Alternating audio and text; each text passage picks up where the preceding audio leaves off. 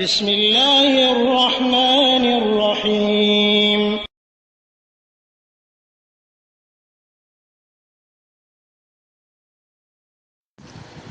بسم الله الرحمن الرحيم الحمد لله رب العالمين والصلاة والسلام على أشرف الأنبياء والمرسلين نبينا محمد وعلى آله وأصحابه أجمعين ومن تبعهم بإحسان إلى يوم الدين أما بعد وعليكم السلام ورحمة الله وبركاته সম্মানিত ভাই, আপনি ইয়াজুজ মাজুজ সম্পর্কে প্রশ্ন করেছেন।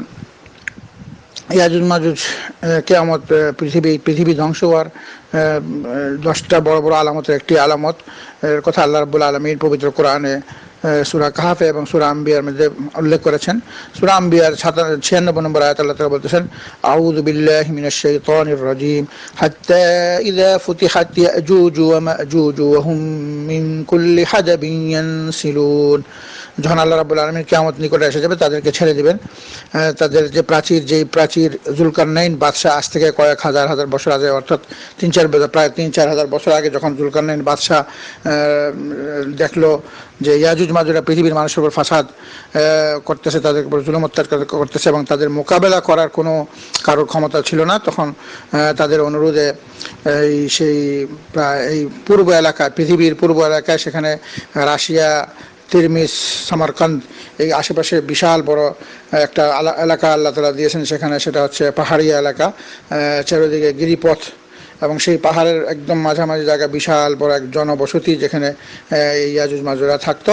তাদের বাহির হওয়ার জন্য পৃথিবীর মানুষের সাথে একটা গিরিপথ ছিল, 2 পাহাড়ের মাঝামাঝি একটা রাস্তা ছিল, যেখান থেকে তারা বাইরে পৃথিবীর মানুষের উপর বিপর্যয় ঘটাতো, জুলুম করতো। তখন জুলকারনাইন বাদশাহ এই 2 পাহাড়ের মাঝে একটা সীসাঢালা প্রাচীর তৈরি করে দেন। আল্লাহর পক্ষ থেকে আল্লাহ তাআলা তাকে তৌফিক দান করেন এবং উনি দোয়া করেন যে সূরা কাহফে বর্ণনা করা আছে, শেষ জমানায় তারা প্রতিদিন চেষ্টা করতেছে এটা ভাঙ্গার, এবং এটা অনেক চিকন হয়ে যায়। আবার সকালবেলা তারা যখন উঠে, আল্লাহ তাআলা এটাকে পুরো করে দেন। একদিন তারা বলবে যে ইনশাআল্লাহ আমরা সকালবেলা এটা ভেঙে ফেলবো, তখন আর সেটা পুরো হবে না। যে অবস্থায় তারা এটাকে এটা করে রেখেছে, ঠিক সেই অবস্থা থাকবে। তখন তারা ভেঙে চুরমার করে পৃথিবীর মানুষের উপর ঝাঁপিয়ে পড়বে। তো পৃথিবীর মানুষ তখন, এই ঘটনা আল্লাহ রাব্বুল আলামিন পবিত্র কোরআনে উল্লেখ করেছেন, সেটা সূরা কাহফে এবং সূরা আম্বিয়ার মধ্যে রয়েছে। ইয়াজুজ মাজুজ তাদের আসল পরিচয় হচ্ছে, তারা হচ্ছে আদম সন্তান। এটা পবিত্র হাদিসে রয়েছে বর্ণনা যে কিয়ামতের দিন আল্লাহ রাব্বুল আলামিন আদম আলাইহিস সালামকে বলবেন যে হে আদম, তুমি তোমার সন্তানদের প্রতি 1999 জন বাহির করো, তাদেরকে জাহান্নামে দেওয়ার জন্য। তখন আদম আলাইহিস সালাম বাহির করবেন। তখন সমস্ত মানুষ যখন এই ঘোষণা শুনবে, সবাই তাদের চুল পেকে যাবে, সব বৃদ্ধ হয়ে যাবে, কারণ অত্যন্ত ভয় পাবে। তখন রাসূল বললেন তারা সব হচ্ছে ইয়াজুজ মাজুজ। এত সংখ্যা এত বেশি যে তারা একটা ইয়াজুজ মাজুজ 1000 বাচ্চা জন্ম না দেওয়া পর্যন্ত তারা মরে না। এটা সহিহ হাদিস দ্বারা প্রমাণিত। একটা ইয়াজুজ মাজুজ 1000 বাচ্চা না জন্মানো পর্যন্ত মরে না তারা। তাদের সংখ্যা এত বেশি যে পৃথিবীর মানুষের অনেক হাজার গুণে তারা বেশি। তারা কিলবিল করতেছে এই পাহাড়িয়া, এই গিরিপথের মধ্যে তাদের জনবসতি, তারা কিলবিল করতেছে এবং তারা ছুটকারা পাবে যখন নাকি ঈসা আলাইহিস সালাম আকাশ থেকে অবতরণ করবেন।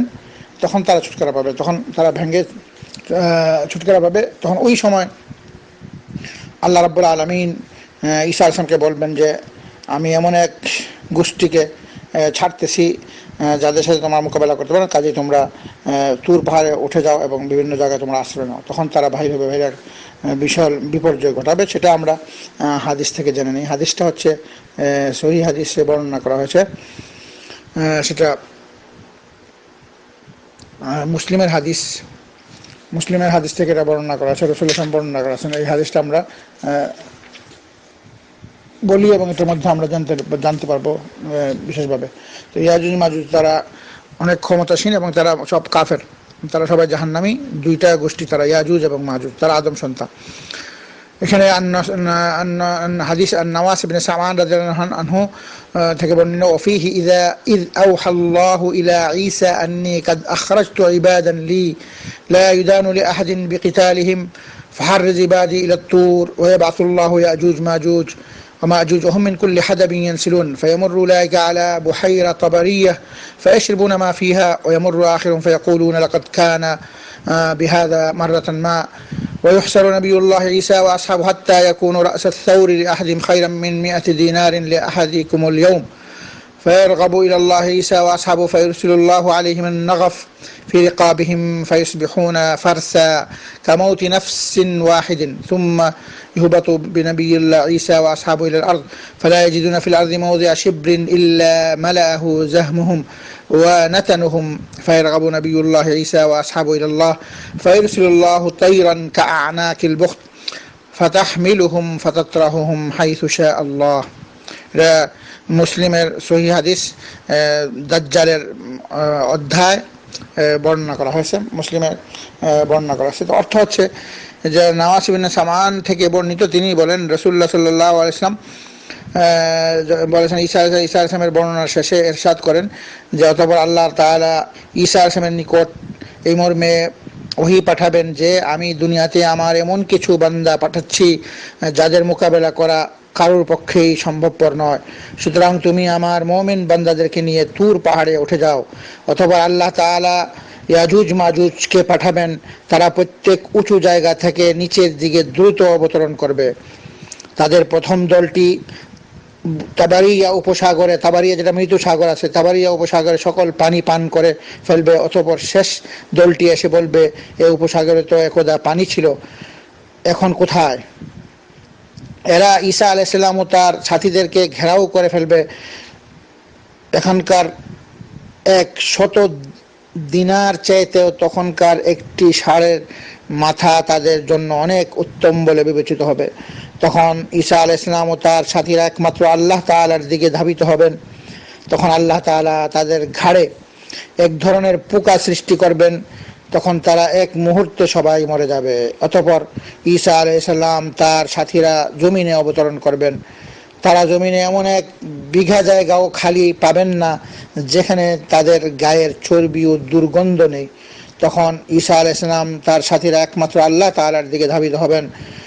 অতঃপর আল্লাহ তাআলা এমন এক দল পাখি পাঠাবেন যেগুলো দেখতে বকতি উটের ঘাড়ের ন্যায়, উট পাখির মতো, উটের মতো বড় বড় উটের মতো পাখিগুলো এদেরকে উঠিয়ে নিয়ে যাবে এবং সেখানে নিক্ষেপ করবে যেখানে নিক্ষেপ করা আল্লাহ তাআলা চান। যেখানে নিক্ষেপ অন্যরা কাছে সাগরে নিক্ষেপ করবে, কিন্তু আল্লাহ রাব্বুল আলামিন যেখানে চান সেখানে নিক্ষেপ। এটা মুসলিম হাদিস 2937 নম্বর। তো এইভাবে তারা ধ্বংস হয়ে যাবে। তখন আবার ঈসা আলাইহিস সালাম মুমিনদেরকে নিয়ে এখানে বসবাস করবেন। তারপর তিনি 7 বছর বয়স কাটানোর পর মারা যাবেন, ওনার দাফন হবে। তো এই জন্য এটা হলো কিয়ামতের বড় আলামতের একটি আলামত। আসলে কিয়ামতের যে আলামতগুলো রয়েছে সেটা হচ্ছে বড় বড় 10টি আলামত। সেটা হুযাইফা রাদিয়াল্লাহু থেকে বর্ণিত। তিনি বলতেছেন একদা আমরা মসজিদ নববীতে সবাইকে নিয়ে আলোচনা করতেছিলাম, তখন রাসূলুল্লাহ আসলেন, এসে বললেন তোমরা কিসের আলোচনা করতেছো? তখন রাসূলুল্লাহ বললেন, হুযাইফা সবাই বললেন যে ইয়া রাসূলুল্লাহ আমরা কিয়ামত সম্পর্কে আলোচনা করতেছি। তখন রাসূলুল্লাহ বললেন কিয়ামত হবে না যতক্ষণ না পর্যন্ত 10টা আলামত, বড় বড় আলামত ঘটবে। সেই 10টা আলামতের মধ্যে ধারাবাহিকভাবে যেটা বলা হয়েছে সেটা হচ্ছে 1 নম্বর দাজ্জাল। পৃথিবীতে দাজ্জাল আসবে, সে 40 দিন থাকবে। তার প্রথম দিনটা হবে 1 বছরের সমপরিমাণ, দ্বিতীয় দিনটা হবে 1 মাসের সমপরিমাণ, তৃতীয় দিনটা হবে 1 সপ্তাহ সমান, বাকি দিনগুলো হবে নর্মাল দিনের মতো। তো প্রথম দিন যখন 1 বছর সমপরিমাণ, তখন সাহাবারা জিজ্ঞাসা করলো ইয়া রাসূলুল্লাহ প্রথম দিন যে 1 বছর সমপরিমাণ হবে তখন কি মানুষ 1 বছরের নামাজ পড়বে না, 1 দিনের নামাজ পড়ে? রাসূল সাল্লাল্লাহু আলাইহি ওয়াসাল্লাম বললেন না, 1 বছরের নামাজ পড়তে হবে, কারণ 24 ঘন্টা 1 দিন হয় এই, এবং 360 দিনে 1 বছর। তার সময়কে তারা ভাগ করে নেবে ঘড়ির মাধ্যমে। যে এখন ঘড়ি আছে, ঘড়িতে 24 ঘন্টা, প্রত্যেক 24 ঘন্টার মধ্যে 5 ওয়াক্ত নামাজ পড়তে হবে। তো সাহাবারা আমরা কত চিন্তা করতাম নামাজের চিন্তা, আমরা চিন্তা করতাম যে খানার চিন্তা, আমরা একদিনে খানা খাবো না 1 বছরে। কিন্তু সাহাবারা আমরা সবসময় আখিরাতের চিন্তা করতেন, ইবাদত বন্দেগীর। সেহেতু তারা এই ধরনের প্রশ্ন করলেন যে আমরা সেই একটা দিনে এত বড় একটা দিন 1 বছরের সমপরিমাণ হবে, সেখানে আমরা সেদিনকে আমরা 1 দিনের নামাজ পড়বো না 1 বছর? তখন রাসূল সাল্লাল্লাহু আলাইহি ওয়াসাল্লাম তাদেরকে বলে দিলেন যে 1 বছরের নামাজ পড়তে হবে।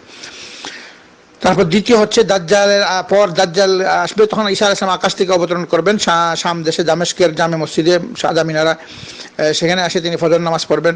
তারপর তিনি দাজ্জালকে তিনি হত্যা করবেন। দাজ্জালকে হত্যা করার পর তিনি সারা বিশ্বের প্রশাসন ক্ষমতা নেবেন, তিনি খলিফা হবেন এবং একমাত্র কোরআন ও হাদিস অনুযায়ী পৃথিবীর মানুষকে পরিচালনা করবেন। কোনো মাযহাব টাযহাব কোথাও সেদিন থাকবে না। এটা যারা নাকি এখন বলে যে আমরা মুকাল্লিদ, আমরা মোকাল্লেদ, মাঝহাব ছাড়া চলবে না। তো ঈসা আলাইহিস সালাম যখন রসুল ইসলামের উম্মত হিসেবে আসবেন, তখন হাদিসে বর্ণনা করা হয়েছে যে তখন ঈসা আলাইহিস সালাম কোরআন ও হাদিস উপর মানুষকে পরিচালিত করবে। সেখানে মাঝহাবের কোনো অস্তিত্বই সেদিন থাকবে না, কারণ মাঝহাব এটা রসুল ইসলামের জামানা ছিল না, সাহাবাদের যুগে ছিল না, তাবিনদের যুগে ছিল না।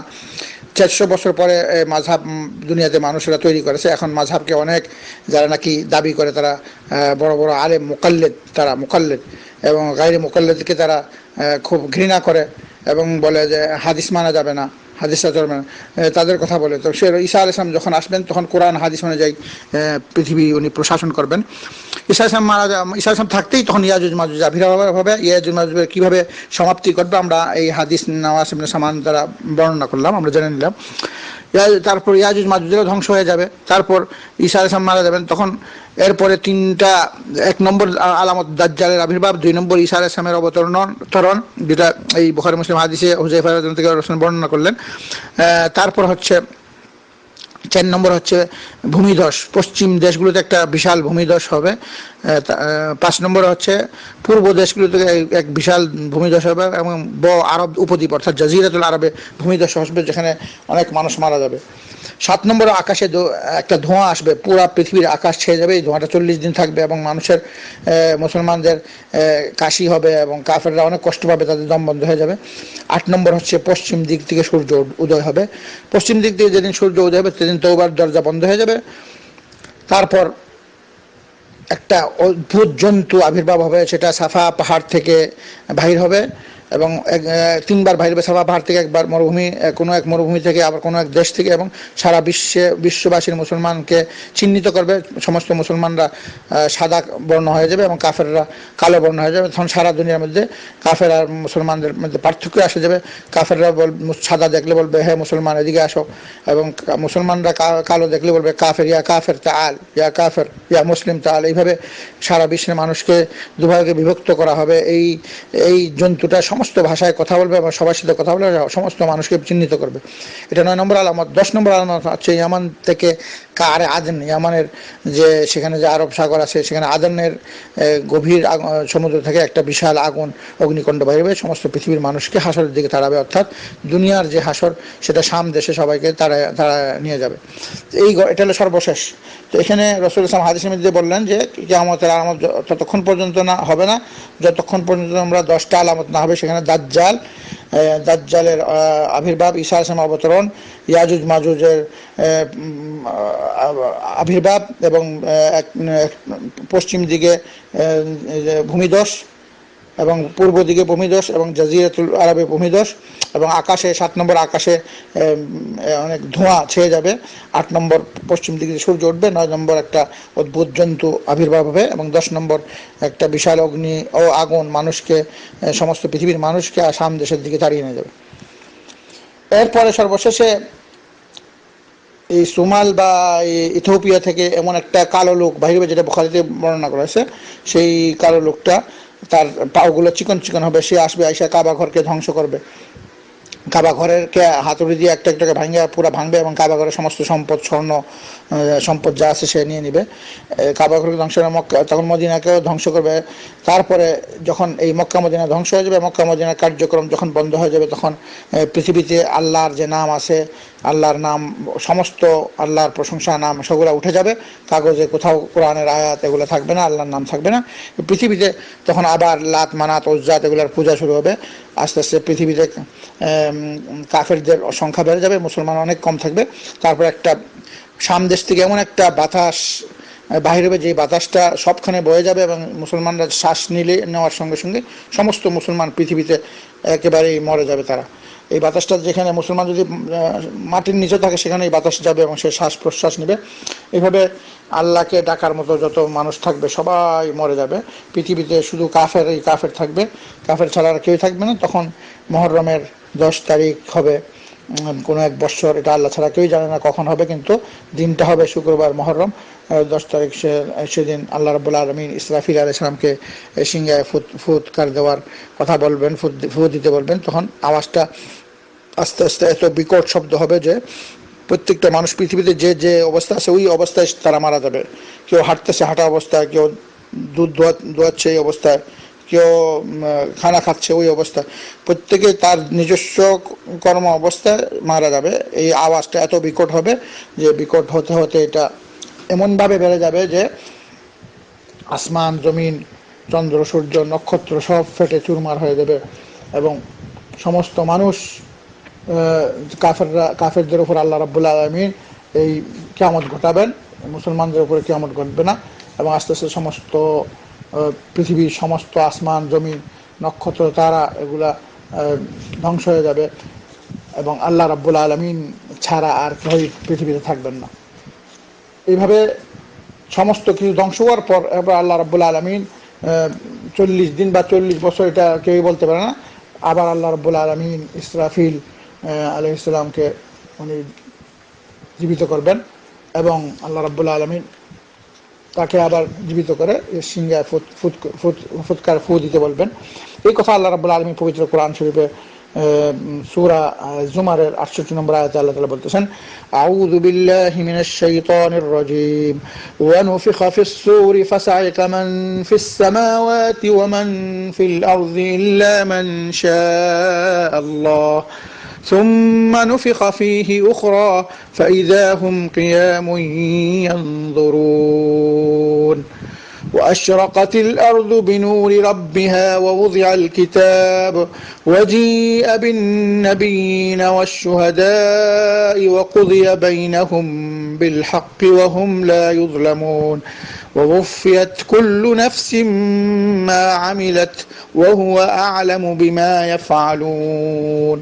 তো ইসরাফিল আলাইহিস সালাম সিংহা ফুৎকারের মাধ্যমে পৃথিবী ধ্বংস হয়ে যাবে, আবার দ্বিতীয় ফুৎকারের মাধ্যমে কিয়ামত পরকাল সৃষ্টি হবে এবং সেখানে সমস্ত মানুষকে হাজির হবে। আল্লাহ তাআলা 68 এবং 69 নম্বর আয়াতে বলতেছেন, আর যখন সিংহায় ফুৎকার দেওয়া হবে তখন মূর্ছিত হয়ে পড়বে যারা আছে আকাশে আর যারা আছে জমিনে, তবে আল্লাহ ইচ্ছা থেকে যে রেহাই পাবে তার কথা ভিন্ন। অতঃপর সিংহায় আবার ফু দেওয়া হবে, তখন তারা উঠে দাঁড়িয়ে তাকাতে থাকবে। 69 নম্বর আয়াতে পৃথিবী তার প্রতিপালকের জুতিতে ঝলমল করে উঠবে, আর সেটা পরকালের কথা। আর আমলনামা সামনে আনা হবে, নবীগণ ও সাক্ষীগণকে উপস্থিত করা হবে, সকলের মাঝে ন্যায়পরায়ণতার সাথে বিচার করা হবে, তাদের প্রতি জুলুম করা হবে না। এবং বিচারের শেষে যখন একদম বিচার করা হবে, বিচার করার শেষে যখন ফেরেশতারা অবতরণ করবে, তা আল্লাহ তাআলা বলতেছেন, আউযু বিল্লাহি মিনাশ শাইতানির রাজীম ওয়া তারাল মালাইকাতা হাফিনা মিন হাওলিল আরশ ইউসাব্বিহুনা বিহামদি রাব্বিহিম ওয়া কুদিয়া বাইনাহুম বিল হাক্কি ওয়া কিলা আলহামদুলিল্লাহি রাব্বিল আলামিন। আল্লাহ বলতেছেন, তুমি ফেরেশতাদেরকে আরশের চারপাশে ঘিরে তাদের প্রতিপালকের মাহাত্ম্য ঘোষণা ও প্রশংসা করতে দেখতে পাবে। মানুষের মাঝে ন্যায় নিষ্ঠার সঙ্গে বিচার ফয়সালা করা হবে আর ঘোষণা দেওয়া হবে যে যাবতীয় প্রশংসা বিশ্ব জগতের প্রতিপালকের জন্য। সমস্ত মানুষ সেখানে সন্তুষ্ট হবে যে আল্লাহ রাব্বুল আলামিন ন্যায়পরায়ণের সাথে সেখানে বিচার করবেন। যারা জাহান্নামে যাওয়ার অধিকারী, যারা পৃথিবীতে আল্লাহ এবং আল্লাহ রসুলের আদেশকে মানে নাই, অন্য জিনিসকে অগ্রাধিকার দিয়েছে এবং যারা নাকি তৌহিদকে স্বীকার করে নাই, তাদের এই দুরবস্থা হবে। তারা চিরকালের জন্য জাহান্নামে দগ্ধ হবে এবং তাদেরকে শাস্তি পেতে হবে। আর যারা নাকি দুঃখ কষ্ট করেছে, মানুষের কথা শুনেছে এবং তারা অনেক কষ্টের বিনিময়ে এই সত্যের উপর প্রতিষ্ঠিত রয়েছে মৃত্যু পর্যন্ত, যারা নাকি আকীদার ক্ষেত্রে, ঈমানের ক্ষেত্রে আল্লাহকে কারোর সাথে অংশীদার করে নাই, একমাত্র আল্লাহর আনুগত্য, আল্লাহর আদেশ নিষেধ মেনে চলেছে এবং সমস্ত ইবাদতগুলো একমাত্র তার প্রেরিত প্রিয় নবী, সর্বশ্রেষ্ঠ নবী খাতামুন নবীন মুহাম্মদুর রাসূলুল্লাহ সাল্লাল্লাহু আলাইহি ওয়াসাল্লামের অনুসরণে জীবন যাপন করেছে এবং সেই সুন্নতের উপর প্রতিষ্ঠিত রয়েছে। এইভাবে তারা আল্লাহর সাক্ষাতে তারা দুনিয়া ত্যাগ করেছে। তাদের প্রতি আল্লাহ রাব্বুল আলামিন অনুগ্রহ এবং রহমত করবেন, তাদেরকে জাহান্নামের কঠিন আযাব থেকে পরিত্রাণ দিবে। দোয়া করে আল্লাহ তাআলা যেন আমাদের সবাইকে সেই প্রিয় নবী মুহাম্মদুর রাসূলুল্লাহ সাল্লাল্লাহু আলাইহি ওয়াসাল্লামের পরিপূর্ণ অনুসরণ করার এবং জীবনের সর্বক্ষেত্রে সহিহ হাদিসকে সবার সর্বাগ্রে অধিকার দেওয়ার এবং মানার, এবং সহিহ হাদিস এবং রাসূলের সুন্নত ছাড়া বাকি যত বড়ই নেতৃত্ব, যত বড় ইমাম, যত বড় মাযহাব, যা কিছু থাকুক সবকে যেন বর্জন করার আল্লাহ তাআলা আমাদের তৌফিক দান করে। আমরা যেন সবচেয়ে বেশি শ্রদ্ধা করি প্রিয় নবী মুহাম্মদুর রাসূল সাল্লাল্লাহু আলাইহি ওয়াসাল্লামকে, এবং সবচেয়ে বেশি ভালোবাসি পৃথিবীতে মুহাম্মদুর রাসূল এবং তার সমস্ত আদর্শগুলো যেন আমরা জীবনের সর্বক্ষেত্রে পরিপূর্ণভাবে পালন করতে পারি। এই তৌফিক যেন আল্লাহ তাআলা আমাদেরকে দেন, এবং আল্লাহর ভালোবাসা, আল্লাহর একত্বতা, তাওহীদ যেন আল্লাহ রাব্বুল আলামিন আমাদের অন্তরের মধ্যে পরিপূর্ণভাবে প্রতিষ্ঠিত করেন, এই দোয়া করে আজকে এখানে শেষ করছি। ওয়া সাল্লাল্লাহু আলা নবিয়িনা মুহাম্মদ ওয়া আলা আলিহি ওয়া আসহাবিহি আজমাইন বিরহমাতিকা ইয়া আরহামার রাহিমিন।